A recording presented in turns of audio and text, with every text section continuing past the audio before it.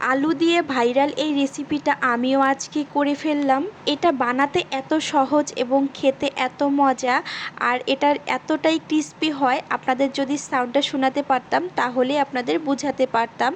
আলুর এই রেসিপিটা এতটাই ভাইরাল, তো ভাবলাম আমিও একটু ট্রাই করে দেখি।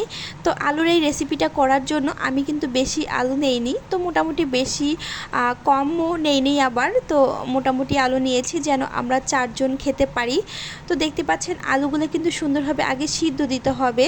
তো দেন আমি এদিকে একটু মরিচ, 4 পিস মরিচ নিয়েছি, গোলমরিচ নিয়েছি, এগুলা সুন্দরভাবে বেটে নিয়েছি। দেন আমি এখানে সুন্দর করে আলুগুলো ম্যাশ করে নেব। তো অবশ্যই কিন্তু অনেক ভালো করে আলুগুলো ম্যাশ করে নিতে হবে। দেন এখানে একটু মরিচের গুঁড়া তো দিয়েছিলাম, একটু লবণ দিয়েছি, দেন আমি একটু জিরা গুঁড়া দিয়েছিলাম, আর একটু ধনিয়া পাতা দিয়েছি জাস্ট ফ্লেভারের জন্য।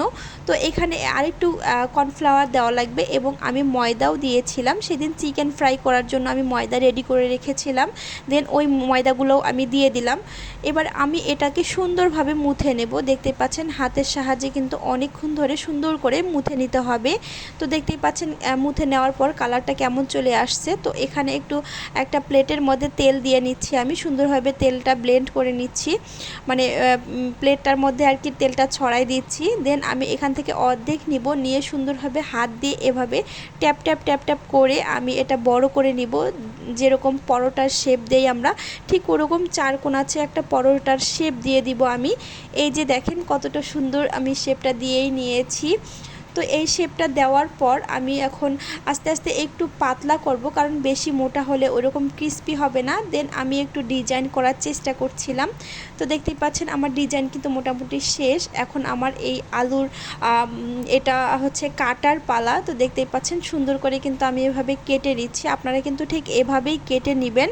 তো দেখতেই পাচ্ছেন পুরোটা কিন্তু আমাকে এভাবেই কাটা লাগবে। তো সব কিছু আমার অলরেডি কাটা শেষ। এখন এগুলোকে সুন্দরভাবে আস্তে আস্তে সাইড করে নেওয়া লাগবে, মানে এভাবে রাখলে কিন্তু একটার সাথে একটা লেগে যাবে। তো সেজন্য সব কিছু কিন্তু আলাদা করে লাগবে। তো দেখতে পাচ্ছেন এভাবে কিন্তু সরে সরে আমি সবগুলোই আলাদা করে নিয়েছি।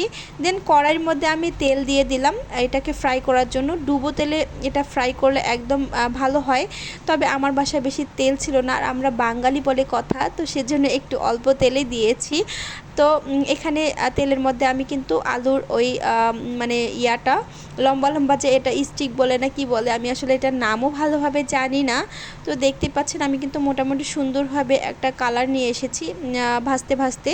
তো দেন আমার এটা কিন্তু বেশি ভাজা হয়ে গিয়েছিল, তো আপনারা যখন ভাজবেন এটা কিন্তু খেয়াল করবেন। তো এখন যদি আমি এই চপটার ব্যাপারে আসি, এখানে আমি সস দিয়ে চপটা পরিবেশন করব।